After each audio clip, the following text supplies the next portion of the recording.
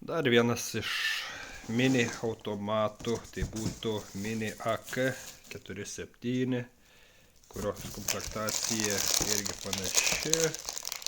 Šovinukai, 7,4 V baterijai, kroviklis, apsauginiai akiniai, vamzdis, tiktais, jeigu sekate mus, tai kur prie MK416 mini, šitas vamzdis pasikeisdavo, o šitas vamzdis tiesiog prasilgina.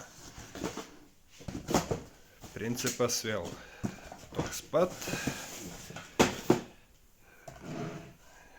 Būgninė šovinių dėtuvė, kad tilptų daugiau šovinių, kad galėtų ilgiau žaisti nesipildant šovinių.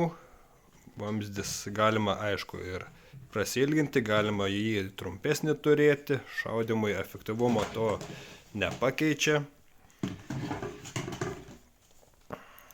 Kaip ir kiekvienas AK turi savo konkrečiai saugiklį.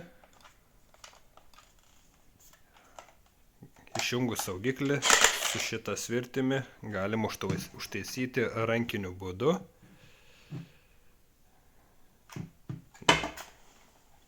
Su šiuo modeliu kaip ir tiek.